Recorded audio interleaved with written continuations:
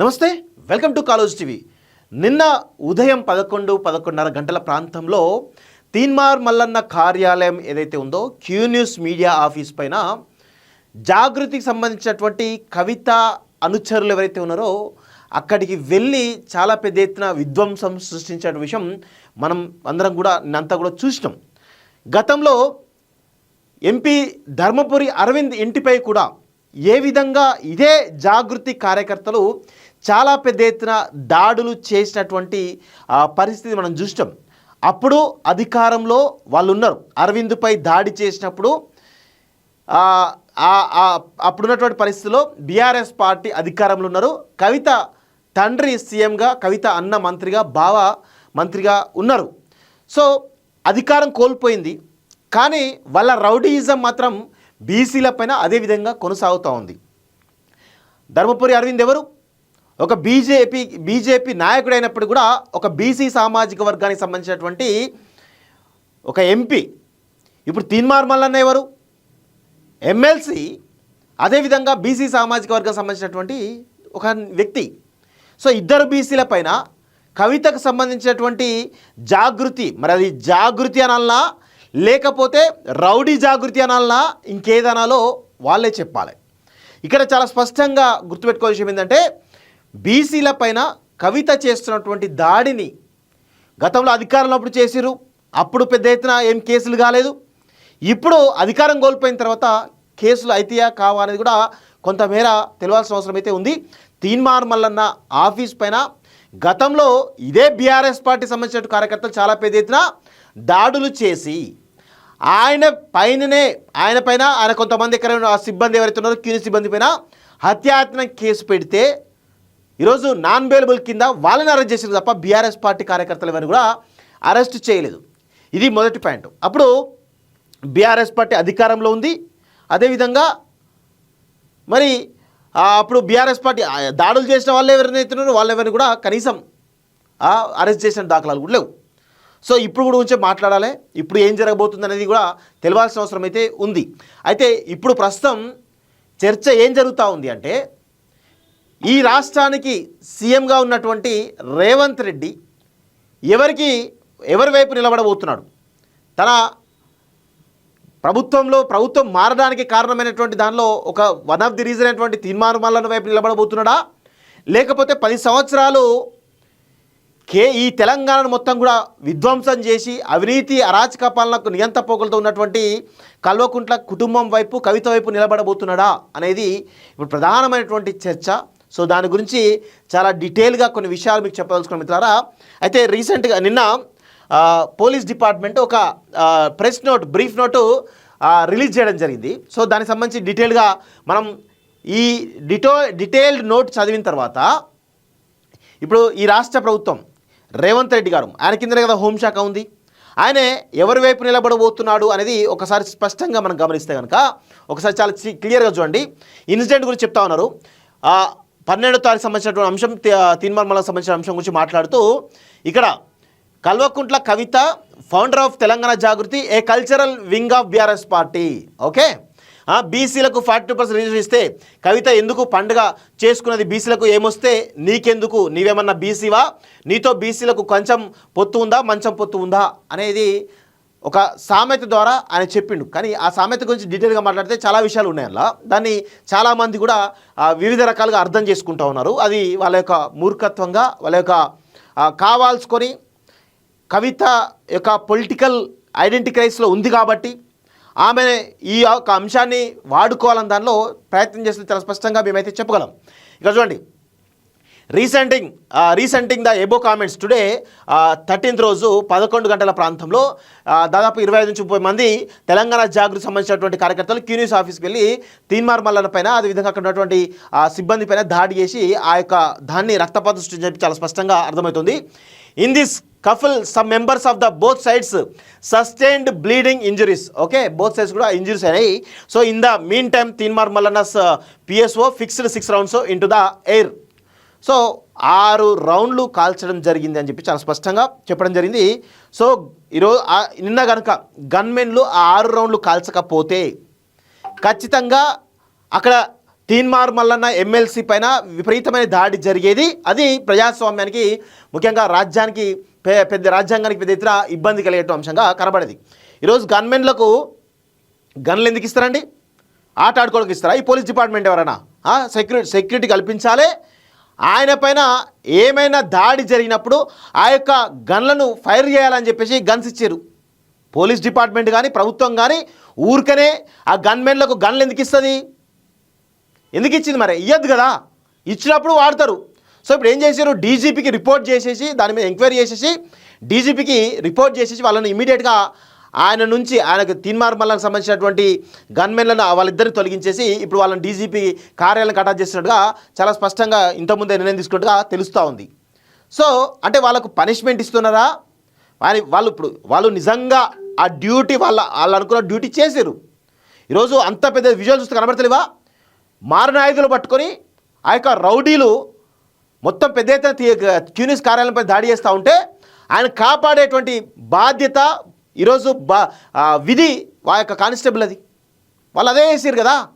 వాళ్ళను డీజీపీ కార్యాలయానికి అటాచ్ చేశారు ఇప్పుడు రాష్ట్ర ప్రభుత్వం ఎంక్వైరీ చేసి. సో ఇది ఒక పాయింట్. రెండో పాయింట్ ఏంటంటే, ఆన్ రిసీవింగ్, ఇప్పుడు ఈ ఇన్సిడెంట్ సంబంధించి on receiving information about the incident, the Medipally police staff higher officers reach the spot, disperse the protesters and brought the situation under control. The clues team visited the scene, collected the evidence. Presently the situation is peaceful. Complaints have been received from both sides and both the cases are registered in this regard అని చెప్పేసి రావడం జరిగింది. అంటే దాడి చేసింది జాగృతి సంబంధించినటువంటి rowdy ముఖలు, రక్తపాతం సృష్టించింది అజాగ్రత్త సంబంధించిన రౌడీ ముఖలు. అసలు ఆ కార్యాలయానికి వెళ్ళి ఇష్టం వచ్చినట్టు అద్దాలు వాళ్ళకు కొడుతూ ఉంటే అక్కడ ఉన్నటువంటి తీన్మార్ మల్లన్న టీం కానీ ఆ స్టాఫ్ క్యూనిస్ సిబ్బంది కానీ మూసుకొని కూర్చోవాలా? అంటే దాడులు చేయండి, మమ్మల్ని చంపండి అని చెప్పేసి శాంతియుత నిరసన తెలియస్తారా? బరాబర్ తిరగబడ్డరు. దాన్ని కంట్రోల్ చేసే ప్రయత్నం చేశారు. ఆ క్రమంలో చాలామందికి దెబ్బలు తాకినాయి. ఇక్కడ దాడి చేయడానికి వచ్చిన వాళ్ళే రక్తపాతం సృష్టించితే వాళ్ళపైన కేసులు పెట్టాల్సి పోయి ఈరోజు రిటర్న్లా తీన్మార్ మల్లన్న టీం పైన కేసులు బుక్ చేశారు. గతంలో బీఆర్ఎస్ ఉన్నప్పుడు కూడా బీఆర్ఎస్ పార్టీ అటాక్ చేస్తుంది, బీఆర్ఎస్ పార్టీ వీళ్ళ మీద కేసులు పెట్టి హత్యాయత్నం కేసు పెట్టి లోపలేస్తుంది. వాళ్ళ ఆపోజిట్ ఎవరైతే దాడులు చేస్తే వాళ్ళపైన కేసులు రిజిస్టర్ కావు. గతంలో బీఆర్ఎస్ పార్టీ ఉన్నప్పుడు. ఇప్పుడు కాంగ్రెస్ పార్టీ అధికారం ఉంది, ఆయన కాంగ్రెస్ పార్టీ ఎమ్మెల్సీ, ప్రభుత్వం మాట్లాడడానికి వన్ ఆఫ్ ది రీజన్ అయినటువంటి తీన్మార్ మల్లన్న కూడా ఈరోజు సేమ్ అదే పరిస్థితి కనబడుతూ ఉంది. అంటే పోలీస్ డిపార్ట్మెంట్ కానీ ఈ ప్రభుత్వం కానీ ఎవరికి సపోర్ట్ చేస్తూ ఉంది? కవితకు సపోర్ట్ చేస్తూ ఉందా? తీన్మార్ మల్లన్న సపోర్ట్ చేస్తూ ఉందా? రెండు కేసులు రిజిస్టర్ ఇక్కడ చూడండి. ఇక్కడ ఒకటేమో ఇక్కడ తీన్మార్ మల్లన్న టీం ఇచ్చిన కంప్లైంట్ ద్వారా క్రైమ్ నెంబర్ 898/2025 అండర్ సెక్షన్ అంటూ ఇగో 1, 2, 3, 4, 5, 6, 7, 8, 9 మొత్తం ఈ సెక్షన్స్ తోటి తీన్మార్ మల్లన్న ఇచ్చినట్టు కంప్లైంట్ ద్వారా బుక్ అయింది. రిటర్న్గా ఇక్కడ ఎవరిచ్చిన కంప్లైంట్? లింగమయ్య అశోక్ యాదవ్ ఇచ్చినట్టు కంప్లైంట్లో ఇక్కడ చూడండి, వీళ్ళు కూడా క్రైమ్ నెంబర్ 899, 898 అని ఒక కంప్లైంట్, 899 ఇంకో కంప్లైంట్. ఎవరి మీద? తీన్మార్ మల్లన్న పైన. ఇక్కడ ఏమంటారు? ఇక్కడ complaint stating that when the complaint along with others went to క్యూనిస్ office to protest against derogatory comments on Shrimati Kalvakuntla Kavitha. ఏది కొంచెం కంచం పోతూ మంచం పోతూ ఉందా అని చెప్పేసి ఇక్కడ వెళ్ళినట, ప్రొటెస్ట్ చేయడం వెళ్ళిరా. కనబడతలేదు వీడియోలో ఎవరు దాడి చేసిరు? అది చాలా స్పష్టంగా అర్థమవుతలేదా? ఎవరు దాడి చేసిరు? అంత పెద్ద ఎత్తున వెళ్ళి ఇష్టం వచ్చి దాడి చేస్తూ ఉంటే వాళ్ళు ప్రొటెస్ట్ చేసిరు, కాపాడుకో ప్రయత్నం చేసిరు. ఆ కంప్లైంట్ తీసుకో కూడా ఎన్ని సెక్షన్స్?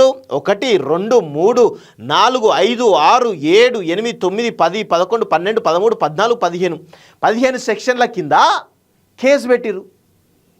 ఇక్కడ చూడ arms act in both the cases investigation has been taken up. Arms acts ఎవరు? గన్మెన్లు వాడిరు. గన్మెన్లు ఎవరు కాపాడాలి? తీన్మార్ మల్లన్న కాపాడేటువంటి బాధ్యత గన్మెన్లది. గన్మెన్లు ఎందుకు ప్రభుత్వం కానీ పోలీస్ డిపార్ట్మెంట్ కానీ ఆ గన్లు ఇచ్చి గన్మెన్లు ఎందుకు ప్రొవైడ్ చేస్తూ ఉంది? ఎప్పుడైనా ఇలా రౌడీ మూకలు వచ్చి అటాక్ చేస్తే ఫైర్ చేయమనే కదా ఇచ్చేది, లేకపోతే ఇవ్వద్దు. మరే పోలీస్ డిపార్ట్మెంట్ ఇవ్వద్దు, ప్రభుత్వం ఇవ్వద్దు. దీన్ని బట్టి ఆర్మ్స్ యాక్ట్ కింద కూడా కేసు బుక్ చేశానంటే వాంటెడ్లీ తీన్మార్ మల్లన్నని కొంత టార్గెట్ చేస్తున్నట్టుగా అర్థమవుతా ఉంది. ఈరోజు హోంశాఖ మంత్రిగా ఉన్నటువంటి సీఎం రేవంత్ రెడ్డి గారు ఎవరి వైపు ఉన్నారు? ఎవరికి మద్దతు తెలుపుతున్నట్టు? కవితకు తెలుపుతున్నాడా లేకపోతే తీన్మార్ మల్లన్నకు తెలుపుతున్నట్టా? చాలా స్పష్టంగా ఈరోజు ఇంత పెద్ద ఎత్తున కేసులు బుక్ అయినాయి, వాళ్ళే దాడి చేసి వాళ్ళే కేసు పెట్టినంటే ఏ విధంగా పరిస్థితుందో ఒకసారి అర్థం చేసుకోండి. ఇది చాలా సీరియస్ అంశం. తెలంగాణ సమాజం గమనించాలి, ముఖ్యంగా బీసీ సమాజం గమనించాలి. బీసీలను అణగదొక్కడానికి అగ్రవర్ణాలు ఉన్నటువంటి వాళ్ళంతా కూడా ఏకమవుతా ఉన్నారు. ఇప్పుడు ఈరోజు తీన్మార్ మల్లన్న పైన ఒక ఎమ్మెల్సీ పైన దాడిని అంత పెద్ద ఎత్తున దాడి చేస్తే బీజేపీ స్పందించదు, కాంగ్రెస్ స్పందించదు, బీఆర్ఎస్ స్పందించదు. వీళ్ళంతా ఎవరు? కాంగ్రెస్ పార్టీకి సంబంధించినటువంటి ప్రభుత్వం ఉంది కదా, సీఎం ఎవరు? Revanth Reddy. BRS party chief ఎవరు? కేసీఆర్, కేటీఆర్, వీళ్ళంతా, హరీష్ రావు, వీళ్ళంతా నడిపిస్తూ ఉంటారు. ఇప్పుడు బీజేపీ ఎవరు? అధ్యక్షుడు ఎవరు? రామచంద్రరావు, ఒక అగ్రవర్ణానికి సంబంధించిన వ్యక్తి కాదా? వీళ్ళందరూ కూడా ఒక ఎమ్మెల్సీ పైన దాడిని కనీసం ఖండించలేదు. ఒక ప్రజాస్వామ్యానికి విరుద్ధంగా, రాజ్యాంగ విరుద్ధంగా చట్టాన్ని తమ చేతుల్లోకి తీసుకోవడానికి వీళ్ళంతా ఎవరు? ఖండించాలి కదా. ఆయన అన్నది తప్పైతే ఎథిక్స్ శాసన మండలి ఎథిక్స్ కమిటీ ఉంటుంది, ప్లస్ లీగల్గా ప్రొసీడ్ కావచ్చు, మహిళా కమిషన్ ఉంది, ఇన్ని రకాల వింగ్స్ ఉన్నాయి కదా. వీళ్ళ కంప్లైంట్ ఇచ్చేసి చర్యలు తీసుకోవచ్చు కదా తీన్మార్ మల్లన్న పైన. ఎందుకు చట్టాన్ని తమ చేతుల్లోకి తీసుకొని ఆయన మీద దాడి చేస్తే ఈ యొక్క అగ్రవర్ణ పార్టీలు ఎందుకు మాట్లాడతలేవు? ఇది చాలా గమనించండి. ఇది కేవలం తీన్మార్ మల్లన్నకు సంబంధించిన అంశం కాదు. వీళ్ళు ఇలాంటి వాళ్ళు ఎదుగుతున్నప్పుడు కానీ, బీసీ వాదం బలపడుతున్నప్పుడు కానీ వీళ్ళందరూ ఏకమై ఈరోజు బడుగు బలహీన వర్గాలపైన ఆధిపత్యం చెలాయించేటువంటి పని చేస్తారు వీళ్ళంతా కూడా, ఈ దుర్మార్గులంతా కూడా. సో అందుకే నేను ఈ టైటిల్ కూడా పెట్టింది ఎందుకు, ఈ ఇష్యూలో రేవంత్ రెడ్డి మద్దతు ఎవరికి? కవిత వర్సెస్ తీన్మార్ మల్లన్నకు సంబంధించినటువంటి అంశంలో రేవంత్ రెడ్డి మద్దతు ఎవరికి ఉంటుంది అనేది చాలా స్పష్టంగా మీకు అర్థమవుతూ ఉంది కదా. ఇప్పటికైనా కానీ బీసీ సమాజం మేల్కోవాలి. బీసీ సమాజం మేల్కొని ఈ అగ్రవర్ణ శక్తులు ఎవరైతే ఉన్నారో వీళ్ళు మనపైన చేస్తున్నటువంటి కుట్రలు ఏవైతున్నాయో జాగ్రత్తగా గమనించాల్సిన అవసరం ఉందని చెప్పేసి కూడా కోరుతూ ఈరోజు దయచేసి బీసీ సమాజం అంతా కూడా ఐక్యంగా నిలబడాల్సినటువంటి అవసరం ఏర్పడ్డదని చెప్పేసి కూడా నేను కోరుతూ ఈరోజు తీన్మార్ మల్లన్న పైన దాడి చేసింది ఎవరు? దాడికి పుసిగొల్పింది కవిత. ఆమె సేఫ్ జోన్లో ఉంది, ఆమె పైన ఒక కేసు కూడా బుక్ కాదు. కానీ అక్కడ దాడి చేయడంలో కీలక పాత్ర వహించింది. మొత్తం రెచ్చగొట్టింది అంతా కూడా బీసీలను రెచ్చగొట్టింది. ఒక బీసీ పైన బీసీలనే పంపించేసి దాడులు చేయించిందంటే వీళ్ళు ఏ విధమైనటువంటి కుట్రలు పడుతున్నారో ఒక్కసారి అర్థం చేసుకోవాల్సిన అవసరం ఉందని చెప్పేసి కూడా కోరుకుంటూ దయచేసి బీసీ సమాజం మేల్కోవాలి. ఈ అగ్రవర్ణ వ్యక్తులు, నాయకులు ఎవరైతే ఉన్నారో బీసీల పైన చేస్తున్నటువంటి బడుగు బలహీన వర్గాలపైన చేస్తున్నటువంటి కుట్రలన్నిటి కూడా ఈరోజు తిప్పికొట్టాల్సినటువంటి ఆవశ్యకత ఉందని చెప్పేసి కూడా కోరుకుంటూ చూస్తూనే ఉండండి college TV. Thank you very much.